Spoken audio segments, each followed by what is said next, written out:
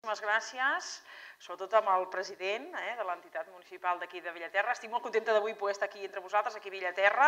També moltíssimes gràcies a la Carme. A la Carme li vaig prometre un dia en un acte, ens vam trobar a Cerdanyola, que hi havia la presidenta d'Aragó, la presidenta Rudi, i em va dir, escolta, un dia m'has de venir a Bellaterra. Fet, això és qüestió de tancar agenda i ho fem. Per tant, estic supercontenta d'avui estar aquí a Bellaterra. I per tant, moltíssimes gràcies també al president. Estic molt contenta que una entitat nova, municipal, tingueu aquest neguit d'apropar amb els ciutadans de Bellaterra la política i poder apropar al ciutadà el que realment fem els polítics, que no és robar, és cert que n'hi ha algun que roba, però no robar, sinó realment treballar per la necessitat real dels ciutadans, en aquest cas de Bellaterra, de Cerdanyola, del Vallès, de Catalunya, d'Espanya. Jo primer de tot, hi ha alguns que esteu aquí i em coneixeu, primer de tot jo parlo molt ràpid, intentaré parlar a poc, però com que avui és un acte de proximitat, de tu a tu, també m'agradaria que després, quan féssim xerréssim i que em poguessis fer preguntes, que el públic també em pugui preguntar el que vulgui, tots els dubtes que jo tingui. I perquè realment veieu que la gent del PP som gent normal, que no tenim ni cua de dimoni ni orelles de dimoni, sinó al contrari, som gent profundament catalana, som gent profundament espanyola, que ho vivim amb molta normalitat, sense complexes, amb molt d'orgull, i amb molta responsabilitat allà on estem en els nostres ajuntaments o allà en aquell barri on treballem pels nostres ciutadans perquè cada vegada millor tinguin més dignitat, més serveis a l'hora de viure. Per tant, som gent profundament, i ho vull deixar ben clar, som gent profundament catalana i profundament espanyola i que ho vivim amb normalitat, amb orgull i sense complexes. A vegades és complicat aquí a Catalunya, a vegades dins del PP, i sembla, o sigui, a mi m'ofèn i em dol quan algú d'aquí a Catalunya em diu que pel sol fet de ser del PP jo no soc catalana. Ans al contrari, jo soc igual de catalana com qualsevol altra, i m'estimo moltíssim Catalunya i cada dia ajudo a tirar endavant Catalunya, però també m'estimo moltíssim Espanya i cada dia ajudo a tirar endavant Espanya. I ho faig amb tota normalitat, sense complexes, i per tant penso sincerament que aquest doble sentiment que tinc és com estimar el meu pare i la meva mare per igualtat de condicions, i no m'implica en cap tipus de confrontació, ans al contrari. Ara canvio, ara estem al 25, d'aquí 15 dies, 20 dies, hi ha les eleccions europees, el dia 25 de maig, i pel Partit Popular pensem sincerament que és una cita transcendental amb les urnes perquè se celebren les eleccions al Parlament Europeu. Aquest dia decidirem pels pròxims anys la posició que volem que Espanya ocupi Europa i l'Europa que volem per a Espanya. És cert que moltes vegades els ciutadans et diuen bueno, però està molt lluny Europa, bueno, Brussel·les, està una hora i mitja amb avió i ves buscar quantes hores amb tren i ves Brussel·les. No, Brussel·les, la política ens està portant a terme i des que ens llevem fins que anem a dormir, totes les decisions que prenem des que ens llevem i ens anem a dormir, les pren Brussel·les. Des del punt que quan tu et vas a dutxar al bon matí, encens la llum, tema elèctric, Brussel·les. Encens l'aigua, tema d'aigua, Brussel·les. Infraestructures, o sigui, al final, el gran inversor de la línia d'AVE, que nosaltres som l'única comunitat autònoma de tota Espanya que tenim les 4 províncies connectades amb l'AVE, és Brussel·les gràcies també al govern d'Espanya. Per tant, Brussel·les està amb tot allò que cada dia qualsevol ciutadà d'aquí a Catalunya utilitzem. I per tant és molt important i és transcendental aquestes eleccions europees. Però també és transcendental per el que deia abans, què volem que sigui Europa. Al final no podem oblidar quan es va fundar Europa el per què es va fundar i per tant la importància que Espanya torni a tenir dins d'Europa, perquè en els 8 anys del govern socialista es va menys tenir la Unió Europea, es va menys tenir la política internacional, es va mirar més cap a països com Venezuela i en canvi es va deixar de banda Estats Units, es va deixar de banda Europa. I per tant nosaltres volem tornar en el vell mig, en el cor d'Europa, tornar a governar des d'Espanya a Europa, també amb les nostres propostes que són molt bones. I per tant aquest 25 de maig són importants. I també és important tenir en compte, perquè molta gent t'ho pregunta al carrer, bueno, però estem cansats dels polítics de tota la vida i saps què? Doncs votarem un partit petit. No ens n'oblidem, o sigui, al final sí hem aconseguit la millor política agrària comunitària, la PAC, que el propi Arias Cañete, ministre fins fa poc d'Agricultura, és que ho ha aconseguit gràcies a ser un partit gran. sigui, al final, votar en un partit petit i que al final aquest partit petit tingui un eurodiputat no ens traurà a Catalunya, ni a Espanya, ni a Europa de la crisi. Aquest partit petit no evitarà ni deixarà d'evitar un trencament de Catalunya amb Espanya, sinó que l'únic partit que ens pot assegurar sortir de la crisi, crear llocs de treball i alhora que Espanya no es fragmenti, no es trenqui, és un partit gran, i per tant, en aquest cas, jo com a Partit Popular, és el Partit Popular. Però si no, també és tirar el vot. Al final, un eurodiputat petit va parar amb un grup mixt que fins i tot hi pot haver-hi gent de Ciutadans, gent de Bildu, gent d'Esquerra, tots compartint el mateix grup parlamentari. Per tant, el que jo ho tinc molt clar com a catalana, espanyola i europea, busco un partit que em defensi de veritat, que aconseguim, que continuem aconseguint en polítiques per Espanya el que venim aconseguint aquests 2 anys del govern del Partit Popular. Perquè vull dir, la PAC, 8 anys de govern socialista, van perdre 1.500 milions, i això és una realitat, en aquests 8 anys de govern socialista van perdre 1.500 milions d'inversió d'Europa cap a la política agrària comú, cap als nostres pagesos. Nosaltres, amb 2 anys de govern, gràcies a un ministre imparable, incansable, que ha treballat i ha lluitat moltíssim en el govern en la Unió Europea, hem aconseguit 250 milions més d'euros anuals per a la política agrària comunitària. Hem aconseguit incrementar la renda mitja del pagès, hem aconseguit realment revaloritzar un altre cop l'agricultura. I això és un fet objectiu que vagis. L'altre dia, fa 2 divendres, vaig estar en un acte on hi havia tots els sindicats de pagesos, on hi havia moltes patronals del món alimentari. Hi havia la que després va ser la ministra d'Agricultura, la senyora Tejerina, hi havia la secretària general del Ministeri, on tothom li va reconèixer la gran feina feta. I realment el que va dir la senyora Tejerina ho va dir ben clar, va dir no, però no s'oblidin, el senyor Arias Cañete el que no ha fet és defensar la gent que ha votat el Partit Popular, sinó ha defensat tot el camp espanyol, manin qui mani. O sigui, el que volíem era que el camp espanyol, que suposa un 10% del PIB nacional, l'agricultura, tot el sector alimentari, estigui ben representat a Europa i que ens tornin a escoltar i que vegin que les nostres propostes són bones. Per tant, és transcendental aquestes eleccions europees i són transcendentals. Tinc claríssim, un gran partit, el partit més gran de tota Europa és el Partit Popular Europeu, i per tant un partit gran on realment pugui defensar amb cara i ulls, amb bones propostes i amb responsabilitat a Europa i poder tenir millors polítiques agràries comunitàries i totes les polítiques que ens afecten en el dia a dia des que ens llevem fins que anem a dormir.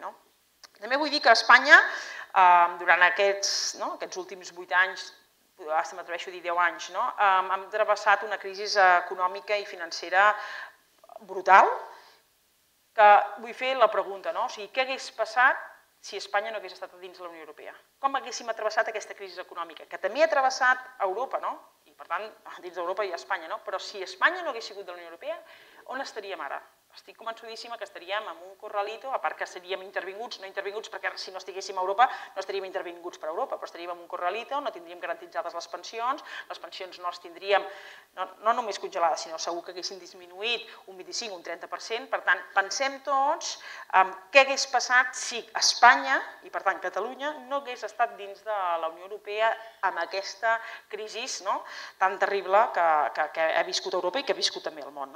Per tant, molt important, no només en moments difícils, però així també s'ha demostrat que junts podem fer molt més, i que junts som molt millors, i que junts podem créixer millor, i que junts podem sortir abans de la crisi, i que junts podem continuar dins de la diversitat i dins de diferents pensaments ideològics, podem continuar construint aquest gran país que és Espanya, que és el conjunt de 47 milions d'espanyols, que cadascú té el seu cor i el seu cap. Jo estic convençudíssima que penso molt completament diferent, sento diferent a vosaltres, però no per això jo vull continuar construint Catalunya i Espanya juntament amb tothom, o sigui, amb tots aquests 47 milions d'espanyols. Per tant, el 25 de maig, dia molt important per al futur de tots els catalans i de tots els espanyols. Després també vull fer un repàs dels 2 anys del govern del Partit Popular, o sigui, el que venia dient amb aquesta crisi tan forta, gràcies a Déu que hem estat dins d'Europa i que per molts anys estiguem dins d'Europa i que per molts anys estiguem Catalunya, Espanya, sent un únic país dins d'Europa. Aquests 2 anys del govern del president Mariano Rajoy. O sigui, primer tot va afrontar una situació de crisi encara més agreujada que altres països de la Unió Europea, menys agreujada que altres, com pot ser Grècia, però una crisi agreujada que realment estàvem gastant més del que teníem, que realment teníem un dèficit brutal, que teníem la prima de risc que ningú sabia el que era, però després, amb els anys, a més de la crisi, tots ho hem après el que era la prima de risc, teníem molt clar que quan la prima de risc estava disparada, temíem que l'endemà ens fossin intervinguts. Què volia dir la intervenció? Jo sempre dic, si us en recordeu, el primer any del govern del president Mariano Rajoy, per totes les televisions públiques, privades, sortien molts tertulians i ens sortien molts i deien no, és que demà amb el president Mariano Rajoy ens intervindran a Espanya. Alguns deien, ojalà, i uns altres deien, no, mare de Déu, que ens allunyin de la intervenció. El que tenim molt clar és que el president Mariano Rajoy en el primer any va fer un gran esforç, i no només ell, sinó l'han fet tots els espanyols, un gran esforç amb un xoc, amb moltes mesures econòmiques, que va ser com amb totes unes reformes de xoc, per poder evitar, primer que tot el nostre objectiu era que no fóssim intervinguts, perquè la intervenció d'Europa hagués suposat automàticament el 25% menys de les pensions, o sigui, vol dir que una persona que cobrava 1.000 euros de pensió cada mes hagués cobrat 750 euros. Això per començar. Després, tots els funcionaris públics també hagués suposat un 25% menys del sou, mensual, i després, a més, tots els funcionaris hagués tingut que fer una reducció de plantilla d'1,5 milió menys de persones en el funcionar, de funcionaris públics. Aquesta hauria sigut la primera, a la bon dia. Després, el que hagués suposat, que si no s'haguessin rescatat els bancs, i vull dir ben clar el que vol dir rescat dels bancs, el rescat dels bancs no vol dir que els impostos nostres haguem pagat el rescat dels bancs, no, sinó que el Banc Europeu, no amb els nostres impostos, no amb els nostres diners, sinó el Banc Europeu va fer un rescat dels bancs espanyols on hem aconseguit reflotar-los i on hem aconseguit evitar corralitos, on hem aconseguit garantitzar els estalvis de tota la gent que té diners en una compte corrent. Però us imagineu que una persona que té 1.000 euros, l'endemà, com a Grècia o Xipre de la Unió Europea, va passar que l'endemà els van dir no, vostè aquesta setmana només pot treure 150 euros, tant fa la necessitat que vostè tingui. Això hagués passat si ens haguessin intervingut. Per tant, el rescat del Banc Europeu en els bancs espanyols, el que ha garantitzat són els estalvis de tots els ciutadans que tenim diners en els bancs i de reflotar aquesta banca i que ara realment la banca estigui reflotada, que puguem, els bancs nacionalitzats, es puguin vendre i que quan siguin venuts aquests bancs són els que hauran de tornar els diners en el Banc Europeu. Però mai s'ha utilitzat ni un duro ni un euro de diners dels nostres impostos per rescatar la banca europea. I se n'ha dit moltes de mentides sobre aquest tema, i cosa que no és cert. Per tant, aquest primer any va ser sobretot afrontar aquesta llei d'estabilitat pressupostària que volia dir que cap administració pot gastar més del que ingressava, que fins ara es gastava més del que s'ingressava. Si nosaltres a casa nostra érem dos i d'aquests dos un passa a l'atur i l'altre continua amb la feina però li hem fet una reducció d'un 10%, bé que fem, anem retallant gastos, potser deixem d'anar al gimnàs, potser deixem d'estar en una mútua privada de sanitat, doncs l'Estat va fer exactament el mateix. Escolta'm, si només ingressem 1.000, doncs només podem gastar o 1.000 o menys de 1.000, però mai podrem gastar més. Per tant, amb això hem aconseguit baixar l'endeutament. Després, gràcies a la reforma financera, la reforma de l'estabilitat pressupostària, ens vam allunyar finalment de la intervenció. Gràcies a allunyar-nos de la intervenció vam poder descongelar les pensions. És cert que ens hauria agradat poder-les pujar per damunt de l'IPC, però també és cert que el govern socialista les va congelar i també és cert que nosaltres les hem descongelat i hem garantit el pla, o sigui, les pensions espanyoles. Després vam fer una reforma laboral, la reforma de les administracions públiques, la reforma de salut, que és molt important, la reforma sanitària és una de les grans reformes que s'ha fet en aquest govern, sempre primant l'equilibri de mantenir la sanitat pública, de mantenir l'educació i alhora gastar amb allò no necessari. I ara explicaré l'exemple de la sanitat, que és molt fàcil d'entendre. Abans, cada comunitat autònoma comprava els medicaments. Ara el que s'ha fet és una central de compres. Per tant, amb la central de compres ens estalviem a l'hora de comprar, el govern d'Espanya, quan compra medicaments per totes les comunitats autònomes, ens estalviem un 10% a l'hora de comprar. Això ho fa qualsevol persona o qualsevol empresa. Doncs hem agafat bones idees de les empreses i les hem aplicat a l'administració pública. Igual que els medicaments. Els medicaments no és cert que a la gent se'ls hagi retallat el medicament, sinó el que sí que és cert és que si amb tu et recomanen durant 3 dies, cada 8 hores, un Gelocatil, a la recepta et posen que et donaran 24 Gelocatils, no te'n donaran 50. El que fan és que te'n donen 24 perquè realment amb els impostos de tots t'han de pagar el que realment et prescriu el metge. Perquè si te'n donaven 50 quan t'havien receptat 24, què vol dir? Que de les 26 pastilles les està pagant tothom i que aquelles pastilles o van a la basura o es caduquen o realment s'utilitzen per algú que realment no se li ha prescrit. Per tant, el que s'ha fet és optimització.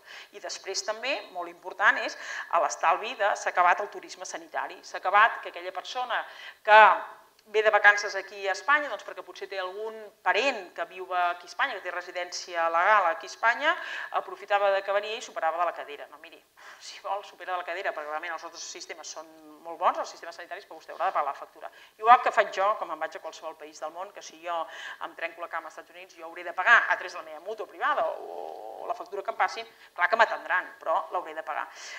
Gràcies a tots aquests estalvis hem aconseguit anualment uns estalvis de 4.500 milions d'euros, que aviat està dit. Per tant, el que hem fet és optimitzar els diners que són de tots, intentar mantenir la sanitat, però allà on gastàvem innecessàriament, ajustar-ho. Perquè jo un dia vaig estar, i això sempre ho explico, vaig estar en una reunió, això s'entén molt bé, i vaig estar un dia a una reunió sanitària on hi havia metges i infermeres, i hi havia una mica de discussió i tal, i una persona es va aixecar i va dir, però jo no sé, tots plegats que us queixeu tant, si durant molts anys nosaltres, com a metges i infermeres, molts hem tirat potser d'agafar unes gasses de l'hospital i emportar-nos-les cap a casa. Per tant, el que s'ha fet amb la reforma de l'administració, el que s'ha fet amb les reformes de transparència, el que s'ha fet amb les reformes sanitàries, d'educació, és intentar optimitzar el que és de tots. I s'ha acabat fer aeroports allà on no hi ha viatgers i, per tant, optimitzar al màxim, perquè al final és els diners de tots, i sobretot la reforma de l'administració local, ja que avui estem aquí amb una entitat local dependent de Cerdanyola, però realment vosaltres teniu la vostra pròpia autogovern amb el dia a dia, sí que vull dir que és una reforma de l'administració que tothom ha dit que volíem centralitzar l'administració, centralitzar-la cap al govern d'Espanya. Mentida. Mentida perquè el que es pretén justament és una competència, una administració. ¿Això qué vol dir? Lo vais a recordar muy fácil. Ministra ZP. Había una ministra que se llamaba ministra Ido, que era la ministra de Igualdad, un ministerio que nunca había existido. Creación de un nuevo ministerio, Igualdad. Lo que supone el Ministerio de Igualdad, sus coches oficiales, su edificio, su infraestructura, su estructura también de trabajadores, todo, ¿no? Lo que supone. Dinerito para el Ministerio de Igualdad, su Secretaría de Estado, todo lo que supone. Administración central. Luego vamos a la Administración de la Generalitat. La Administración de la Generalitat también tiene su Departamento de Igualdad con sus políticas de igualdad. Luego vamos, ya que estamos en Provincia de Barcelona, Diputación de Barcelona. Diputación de Barcelona también hay su Departamento de Igualdad. Luego nos vamos a llegar aquí, Vallès, comarcal, ¿no? También, aquí también hay, en el Consell Comarcal, también hay, seguro, una técnica o dos técnicas de igualdad. Y luego llegas a Cerdanyola del Vallès y seguro que también hay técnicas de igualdad. Por tanto, 5 administraciones dando el mismo servicio. No, hombre, hagamos una cosa, decidamos qué administración tiene que dar las políticas de igualdad y demos todo el recurso a esta administración. Esto no es centralizar, sino optimizar.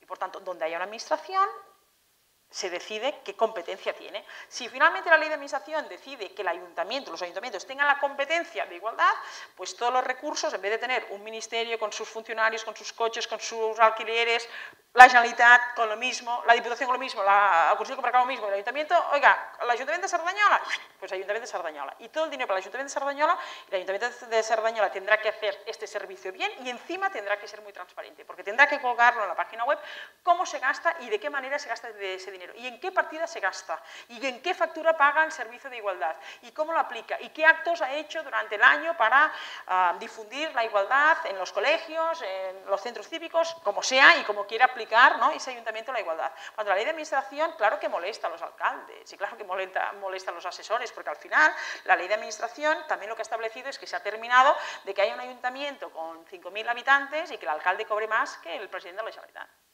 O que el alcalde cobre más que, no sé, que el propio presidente Rajoy, ¿no? O sea, ¿pero esto qué es? Por lo tanto, tenemos que poner un control real, decir, a ver, y lo que hace la ley de administración es de 0 habitantes, bueno, de 1 habitantes a 5.000 y luego de 5.000 a 10.000, pues unos baremos y usted no podrá cobrar más que esto y pongamos orden en la administración, porque hasta ahora no había transparencia, dependiendo qué alcalde subía o qué partido subía, pues los sueldos se los ponía a su gusto y a su albur. Y por lo tanto esto no puede ser. Y lo mismo pasa con los asesores, no puede ser que haya más asesores que concejales y por lo tanto lo que se ha hecho es asesores escogidos, ¿no? De confianza, que está permitido por ley, pero los hemos reducido también los asesores y por tanto hemos convertido las administraciones realmente directamente al ciudadano, transparentes, responsables y por lo tanto también es una fórmula más de evitar la corrupción, porque todo el mundo sabrá en qué se gasta ese alcalde o ese concejal o ese técnico de ese departamento el dinero, ¿no? Por lo tanto, la ley de la reforma de administración, aun cuando el gobierno socialista ha presentado un recurso de inconstitucionalidad, a mí, te soy sincera, o sea, pienso que son razones partidistas completamente, que me parece un partido súper conservador y antiguo, queriendo una administración que hemos visto que hay ¿no? desajustes, que no les guste ajustar para el bien del ciudadano y ajustar para el bien económico de esa población, ¿no? Y que se quieran quedar, ¿no? con lo mal que, o sea, con las cosas mal que funcionan de la administración, que se quieran quedar igual, ¿no? Por lo tanto, a mí esto me suena a conservador, antiguo, a antitransparentes y por tanto la reforma de la administración ha sido una de las leyes más dialogadas porque se llevaba desde presidencia, se hizo una página web donde podía participar quien quisiera de España y ha sido la ley dentro de la democracia con más propuestas de los ciudadanos, que muchas de esas propuestas han sido introducidas dentro de la ley y encima dentro de la Federación Nacional de Municipios ha sido una de las leyes más consensuadas por todos los ayuntamientos y diputaciones que participan en la Federación de Municipios. Por tanto, yo orgullosísima de esta ley y estoy convencidísima de que aquí 5 años, ¿no? porque la entrada en vigor ya ha entrado en vigor, pero su puesta en marcha, ¿no? y su puesta en funcionamiento la veremos realmente en 3, 4, 5 años, ¿no? que veremos los efectos de la ley, nos daremos cuenta de lo exigente que es y lo exigente que la ley es con los cargos electos, con la administración y que la ley vela justamente para proteger al consumidor, que al final es el ciudadano, ¿no? y el administrado, ¿no? Al final es una ley que se aplica mucho criterios del consumidor a las administraciones públicas para que atiendan igual, ¿no? de bien a una empresa privada como tiene la ley del consumidor, atiende muy bien al consumidor, pues la administración tiene que hacer exactamente lo mismo, igual de transparente y responsable con el administrado. No puede ser cada ayuntamiento un reino de taifas, ¿no? Y luego, estos 2 años de ¿dónde vamos? ¿no? O sea, estos 2 años han sido años muy duros, pero sí es cierto que hemos salido de la recesión, hemos salido de la crisis económica. Es cierto que tenemos datos, ¿no? macroeconómicos muy importantes que realmente nos están indicando, ¿no? que estamos saliendo despacito de la crisis y de la recesión. La recesión al final es cuando el crecimiento económico era negativo. Ahora ya podemos decir que el crecimiento económico de nuestro país es positivo, ¿no? Y quiero hacer un poco de énfasis de que el gobierno de Rodríguez Zapatero, 8 años, nos dejaron 3.700.000 personas paradas y con nuestra legislatura, estos años que llevamos, 333.000 parados menos tenemos en las oficinas, en el paro, ¿no?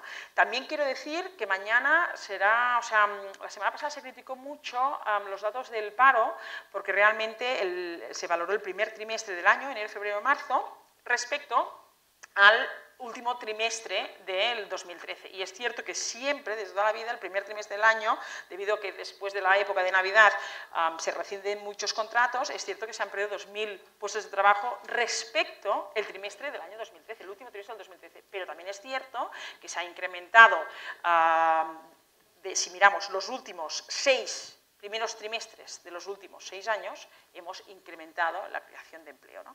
Y quiero decir que mañana que saldrá el dato de población activa y paro de abril de 2014, estaremos todos mucho más contentos y, por tanto, se está viendo ya los efectos, ¿no? de la reforma laboral hecha por el Gobierno de España. En época de gobierno socialista se destruyeron, en los 8 años se destruyeron 200.000 empresas, ¿no? En el gobierno del Partido Popular durante estos 2 años se han creado cada día 200 empresas más. También se disparó el déficit, ¿no? Con los socialistas nos dejaron un déficit de un 11% y nosotros actualmente estamos a un 6,6%. Esto ya sé que suena a decir, bueno, ¿y esto del déficit qué es? Bueno, al final, déficit, ¿no? Al final es el dinero, el endeudamiento, ¿no? Que tiene el gobierno de España, ¿no? Hacia el extranjero. Y bueno, y me dicen que tengo que casi que terminar, ¿no? En gobierno de ZP, y termino con estas 4 cifras importantes. Se estancaron las exportaciones, en gobierno del Partido Popular con 2 años ya llevamos un crecimiento de un 10% de las exportaciones. En gobierno de ZP bajaron 2,5 millones el número de turistas internacionales en España, en gobierno del PP con 2 años crecen en 5 millones la entrada de turistas. En gobierno de ZP, España necesita 33.000 millones de euros de financiación externa y en gobierno del Partido Popular con 2 años, España logra financiarse sola y es capaz encima de prestar 16.000 millones de euros al exterior, ¿no?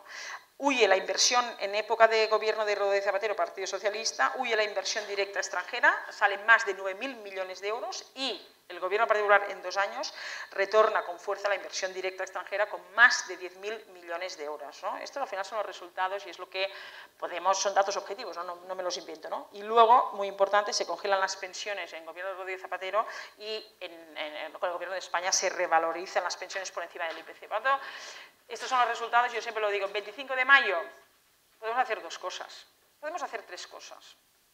O a un gobierno que trabaja diariamente por los 47 millones de españoles, independientemente a quién hayan votado, pero que trabajan para estos 47 millones de españoles, para que tengan una oportunidad en España, para que volvamos a la senda de creación de empleo y que continuamos viviendo juntos y, por tanto, convivencia, y realmente que no haya ruptura de España con Cataluña, o continuar con un partido perdedor, un partido que sobre todo nos llevó la miseria en este país y que nos va a costar mucho volver, ¿no?, a lo que conocimos, pero sí es cierto que ahora estamos volviendo en la senda de la buena dirección, ¿no? O irnos a un partido pequeño que al final ni pintan ni cortan en Europa, porque 1 eurodiputado, 2 eurodiputados, 3 eurodiputados no nos van ni a sacar de la crisis, ni van a conseguir que Cataluña no se independice. Al final, quien va a conseguir sacar a España de la crisis y Cataluña de la crisis es el Partido Popular. Y quien va a conseguir que Cataluña siga dentro de España y de Europa es el Partido Popular. Por tanto, este es mi resumen i estic a la vostra disposició.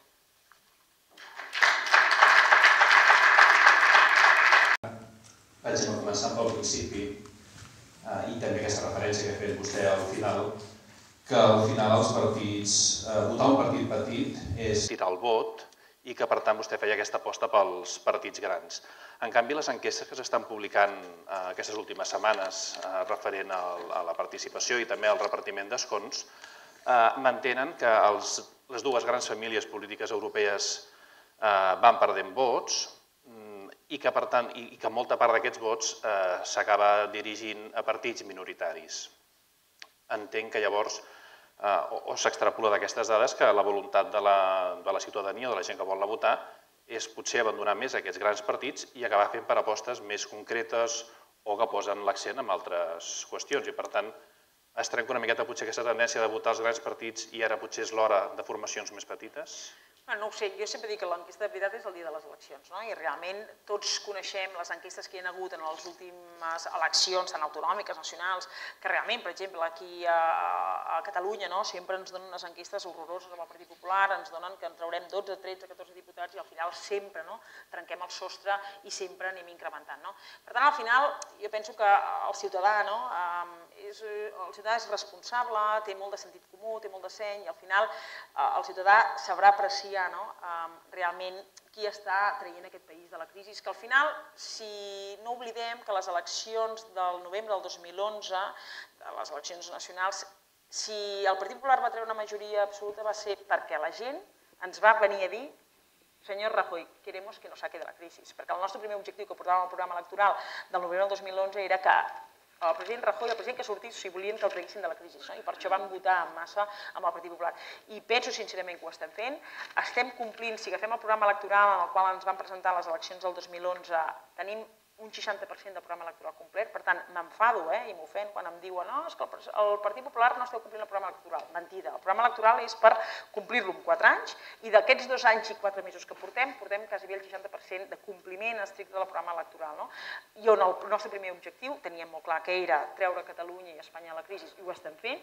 Clar que ens agradaria que aquests 4.800.000 persones que estiguin a l'atur demà mateix ja tinguessin feina. Clar que ens agradaria, quan ens van votar el 25 de novembre del 2011, que l'endemà mateix aquells 6 milions de persones que hi havia a l'atur tinguessin feina, però és cert que costa molt poc tirar a terra una casa i en canvi costa, una casa la pots tirar a terra en un segon, poses alguna cosa per tirar-la a terra i en canvi construir-la no costa un minut, sinó costa un any i mig. Per tant, és la feina que estem fent nosaltres dia a dia amb el govern d'Espanya de fer les reformes necessàries per treure aquest país de la crisi. Per tant, les enquestes de veritat jo penso que serà el dia 25 de maig i estic convençudíssima que la gent és molt sensata,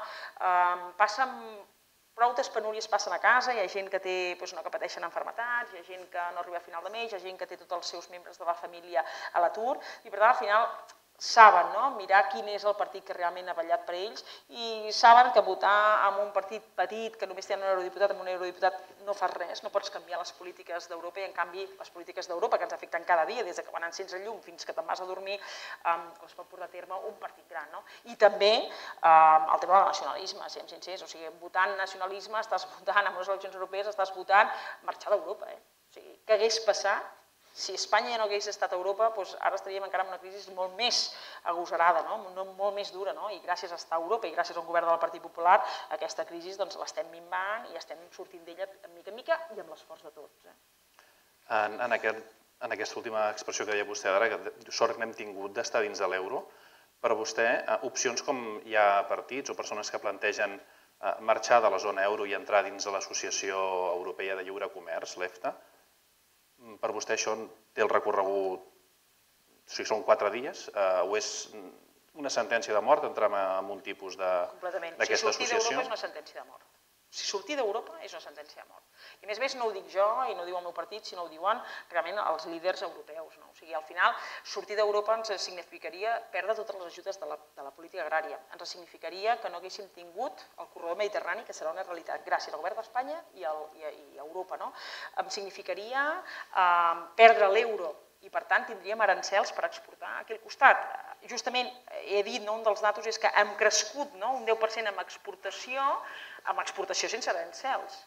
O sigui, fixem-se si a l'endemà mateix de sortir d'Europa els nostres empresaris tinguessin que vendre, jo que soc de Sant Sadurní de Noia i que es ven molt de cava, l'endemà mateix aquell cava tingués que patir amb arancels i a sobre amb una moneda inestable. L'euro és una moneda estable. Per tant, és impensable. Sortir d'Europa és la ruïna. Sortir d'Europa, si fos d'Espanya, és una ruïna real. I si realment Catalunya, els independentistes que estan dient tot el dia que si no, hem de sortir d'Espanya, però a Europa ja aconseguirem tornar a entrar o l'endemà mateix... No, escolta'm, això és una utopia. Si vostès surten d'Espanya, vostès sortiran d'Europa automàticament. I a vostès els costaria moltíssim tornar a Europa. I això voldria dir misèria en moltes generacions de catalans. I per tant, jo, com a profundament catalana i profundament espanyola, vull continuar sent catalana amb tranquil·litat, espanyola amb normalitat i europeista, que des de sempre jo he sigut justament estudiant a l'estranger, que vaig ser una de les que vaig tenir el programa Erasmus i me vaig donar compte en el programa Erasmus la importància de la construcció europea. I per tant, ens porta molt més que no pas ens treu. I per tant, per nosaltres, per dir-ho, és impensable sortir d'Europa. Nosaltres volem continuar a Europa i construint-la des d'un país fort dins de la Unió Europea. I hem demostrat en aquests 2 anys que es pot fer una política important, amb mesures importants, dins d'Europa i que ens escolten, que ens fan cas. I al final, t'ho diuen els propis líders europeus quan parlen d'Espanya, que en 2 anys hem complert amb escreix totes les mesures que ens han posat i les grans reformes que ja estan donant efectes. Efectes potser més macroeconòmics i potser a la butxaca de cada un dels ciutadans encara no les veiem, però mica en mica les anirem veient i demà tindrem una molt bona notícia amb el tema de l'atur i de la població activa en els llocs de treball. Aquest 2014 serà un gran any de creació de llocs de treball i el 2015 també. Per tant, estem en la bona direcció, hem sortit ja de la recessió i ara falta acabar de treure Espanya de la crisi. Aquesta Europa que vostè deia que escolta, creu que no serà receptiva als partits nacionalistes que volen portar el dret a decidir també dins de l'agenda europea? No, ja ho han dit ben clar, que el tema de trencament, ruptures de països, és competència de cada un dels estats membres. El que sí que ha dit la Unió Europea és que si un estat membre es trenca, el que se'n va, en aquest cas Catalunya, no estarà automàticament a la Unió Europea. Això ja ho han dit ben clar. I després han dit, tema de separacions internes, recau la competència directament als estats membres, a l'estat aquell afectat, per tant a Espanya. I vull dir més, el dia 8 d'abril va haver-hi en el Congrés dels Diputats, on estem representats tots els espanyols, 47 milions d'espanyols estem representats al Congrés dels Diputats. També vull dir que d'aquests 350 diputats, 47 diputats del Congrés dels Diputats som catalans, votats pels catalans. Jo he estat votada per la gent de la província de Barcelona, jo no he estat votada per la gent de Múrcia. Per tant, jo he estat votada pels catalans. I per tant, m'ofèn quan els nacionalistes diuen el poble català vol la independència. No, perdona, és que jo no soc poble català. És que jo no soc catalana. Però vostè qui és per dir que jo no soc catalana? No, perdoni, jo soc catalana. Però també soc profundament espanyola i no passa res. Tinc dos sentiments que els puc compartir amb tota normalitat i els vull continuar compartint. I per tant, d'aquells 47 diputats catalans de diferents partits que estem representant amb els catalans i la resta espanyols en el Congrés dels Diputats, el dia 8 d'abril vam dir no a la independència i no al referèndum. D'aquests 47, 25, la majoria, i 22, el restant dels diputats catalans, van dir sí a la independència i sí al referèndum. Escolti'm, tan legítim és el Parlament català com tan legítim és el Congrés dels Diputats. I per tant, les lleis estan per respectar-les i les hem de respectar. I per tant, això és el que ha dit també la voluntat del poble català. I aquells parlen del poble català, també jo soc poble català. Parli, si vol, quan ells parlin, que parlin, si volen, dels catalans independentistes pensem, perquè jo els tinc un gran respecte a tothom. I clar que en una comunitat autònoma com Catalunya, en un país com Espanya, han d'haver-hi diversitat d'opinions, però sempre amb respecte. O sigui, no parli vostè en nom de tots els catalans, que jo soc catalana i a mi m'està ofenent. I perquè ningú parli en nom dels catalans o s'apropiï dels catalans, diuen, una solució no seria aquesta consulta? A dia d'avui, la consulta, tant com va dir el 8 d'abril, el 8 d'abril al Congrés dels Diputats, no es pot, tal com es volen formular, no es pot portar a terme. Les lleis estan per complir-les. Jo, si me poso un exemple fàcil, venint cap aquí, si em diu que l'autopista he d'anar a 120, no pretengui voler anar a 150, perquè si sobre vaig a 150 potser hasta me'n portaré algú per davant. O sigui, si em diu l'autoritat competent d'aquella autopista que he d'anar a 120, he de complir i he d'anar a 120. Si vull anar a 150, intenta trobar majories allà on fan les lleis, que és el Congrés dels Diputats, i aconsegueix, amb una majoria de 169 més 1, aconsegueix que a partir d'ara a l'autopista de venir aquí a Bellaterra puguis anar a 150. Però mentre la llei l'han fet tots, la democràcia no només... O sigui, la democràcia, jo sempre dic que no és només votar, és el respecte a les lleis. Lleis que ens han donat tots. I clar que els podem canviar les lleis, clar que es pot canviar la Constitució, però s'han d'aconseguir les majories. I per tant, el Partit Popular sempre ha dit, es pot reformar la Constitució? Sí. Quines majories s'han de tenir? Les mateixes que vam tenir en l'any 78. La Constitució és de tots els espanyols i s'hauria d'aconseguir la gran majoria, aquell consens de l'any 78. Hi ha a dia d'avui el consens? No. S'ha de modificar la Constitució? Ara no toca, perquè ara què toca? Justament treure a Catalunya i a Espanya de la crisi. El que passa que aquí els polítics nacionalistes volen distreure amb els ciutadans, amb posar més foc a l'olla, i parlar més d'independència, més de nacionalisme, per tapar les seves vergonyes, per tapar els seus casos de corrupció, per tapar la seva incompetència a tirar Catalunya endavant i treure la crisi. Escolti'm, amb 2 anys que governa, sí, un any i mig que governa el senyor president Mas, 2 lleis ha fet el Parlament de Catalunya. 2 anys que portem al govern d'Espanya, portem 125 lleis. Clar, la diferència de resultats és abismal. Amb 125 lleis que han fet, hem aconseguit que no ens intervinguessin, hem aconseguit descongelar les pensions, hem aconseguit que creixin les exportacions un 10%, hem aconseguit crear 200 empreses cada dia, clar, amb l'esforç de tots, està clar, però amb unes lleis que ens han acompanyat i amb un govern decidit a tirar Catalunya i Espanya endavant i treure-la de la crisi. Govern del president Mas, obcecado, independència, no hi ha res més. La independència ens ha solucionat tot. De què ens ha solucionat? Si vostè ara, que té el màxim autogovern de la història d'Espanya en totes les comunitats autònomes, no és capaç, en un any i mig que porta governant, de fer la llei d'emprenedors, de fer, hi ha multitud de lleis que el govern del president Mas podria fer per ajudar encara més el govern d'Espanya a treure Catalunya de crisi. I l'únic que li importa és ambaixades, gastar-se diners en urnes pel 9 de novembre, amb tot el tema de la independència, per tapar les seves vergonyes. Claríssim. tindria la gran oportunitat de poder tirar endavant Catalunya. Llavors, per tant, com a mínim, jo demano que el president Mas i cap dels polítics nacionalistes parlin en el nom del poble català. Parlin, si volen, en nom de la gent que els van votar a ells. Però el nom del poble català no, perquè m'ofenen i jo soc poble català també. Durant la seva intervenció ha parlat de la feina feta pel govern del PP durant aquests últims 2 anys i, per tant, augurava que la feina estava encarrilada, que el caminava en la bona direcció, i en canvi m'ha sobtat unes declaracions d'ahir del seu candidat al PP català, en Santi Fisas, que deia que si aquestes eleccions del 25 de maig el PSOE quedava davant del PP, això podia donar peu a desencadenar un revifament dels socialistes i que a partir d'aquí poguessin guanyar futures eleccions. Vol dir això que no les tenen totes o que hi ha el risc que aquesta tendència de les eleccions pugui canviar? Jo penso que una campanya va bé per poder explicar, per apropar-te encara més amb els ciutadans i dir el que realment pensem amb tota tranquil·litat. I al final el nostre candidat, el Santi Fisas, va venir a dir, escolti'm, no oblidin que si voten vostès amb el Partit Socialista tornarà a venir aquells 8 anys de govern del Partit Socialista, tant aquí a Catalunya, que ens va portar la misèria aquí a Catalunya, l'endeutament màxim que ha tingut la Generalitat de Catalunya i també l'endeutament que ha tingut el govern d'Espanya, on es van destruir 3,5 milions de llocs de treball, on es va deixar d'exportar, on es va destruir 200.000 empreses. Per tant, volem dir ben clar, escolti'm, recordem el que ha fet el Partit Socialista per aquest país, on ens van deixar, i volem recordar aquests grans esforços i aquestes reformes que hem fet en aquests 2 anys, on comencem a sortir, o sigui, podem dir que hem sortit de la recessió i podem dir que comencem a sortir de la crisi. Clar que encara tenim crisi, perquè mentre tinguis gent a l'atur que no tingui una oportunitat aquí a casa seva i que forçosament hagi d'agafar les maletes i anar-se'n a un altre país, per nosaltres això és crisi econòmica. I per tant, fins que no tinguem a tothom ocupat, nosaltres continuem treballant per això. Per tant, recordar, si els socialistes guanyen les eleccions, voldrà dir anar amb un partit que ens ha portat la misèria d'Espanya. És recordar-ho. 2 preguntes més per part meva i acabo.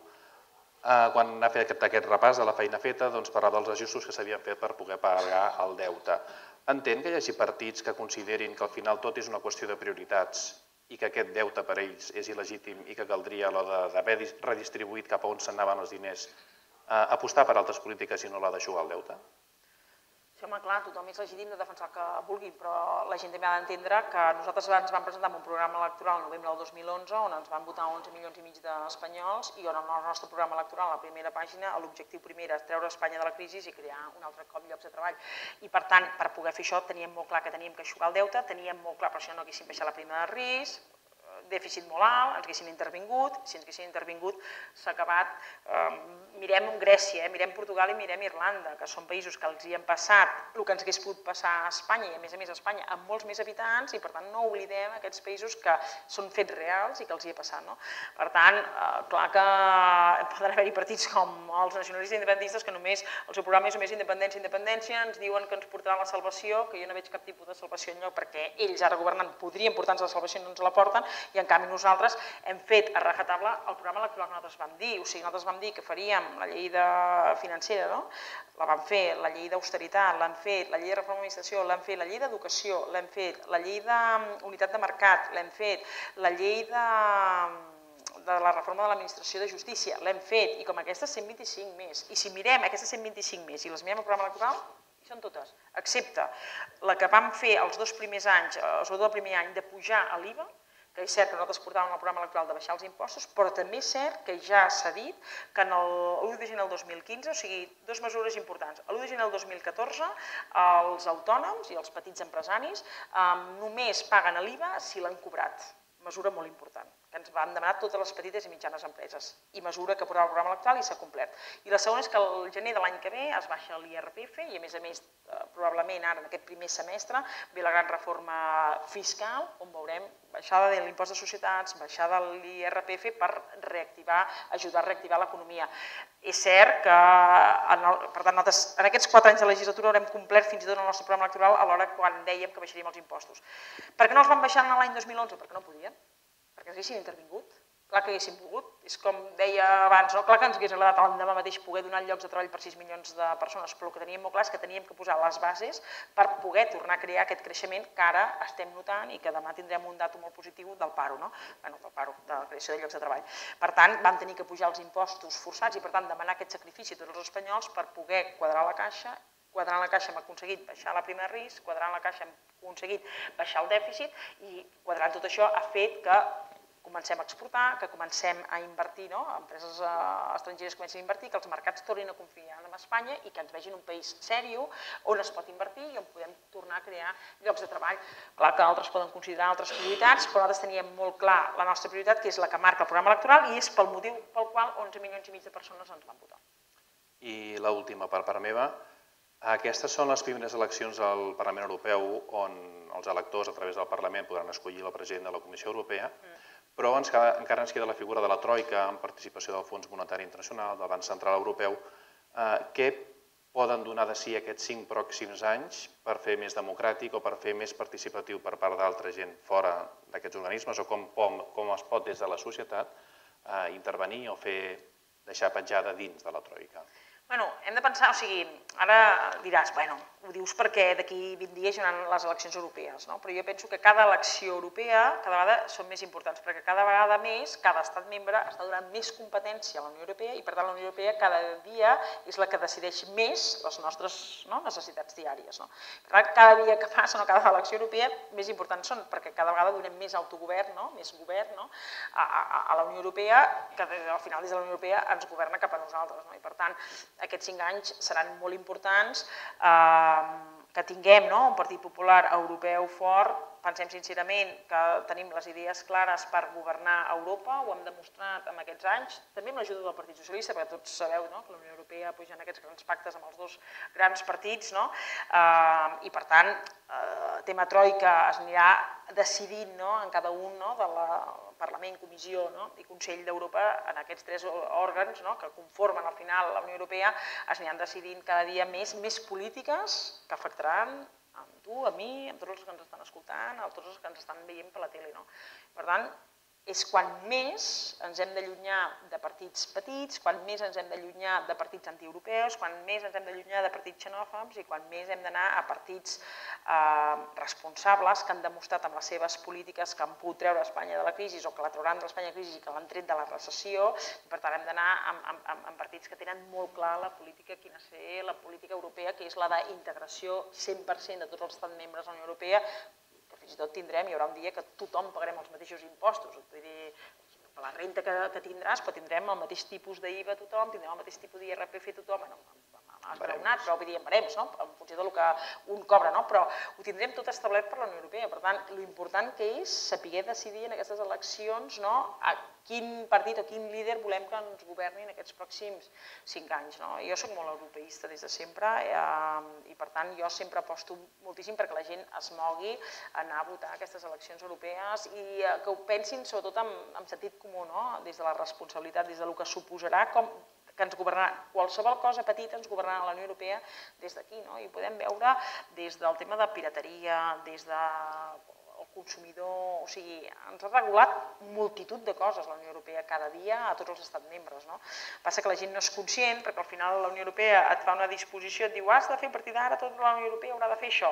I al final qui transposa aquella directiva europea ho fa al Congrés dels Diputats. I tothom es pensa que és Espanya qui ho està portant a tema. Però al final és la Unió Europea que t'està manant a l'estat membre, escolti'm, energèticament, vostè ha d'intentar estalviar i per tant ha d'anar cap a llums de leds i fins i tot les llums del carrer, la bombeta, que hem canviat totes les bombetes a casa, tot això ens ve de la Unió Europea i tothom es pensa que potser venia del govern d'Espanya. Per tant, és molt important aquests 5 anys pròxims, perquè cada 5 anys, cada període de 5 anys que vagi passant a la Unió Europea, cada 5 anys que més competències adquirirà la Unió Europea i més ens governarà la Unió Europea a tots els ciutadans de cada un dels estats membres, en aquest cas d'Espanya.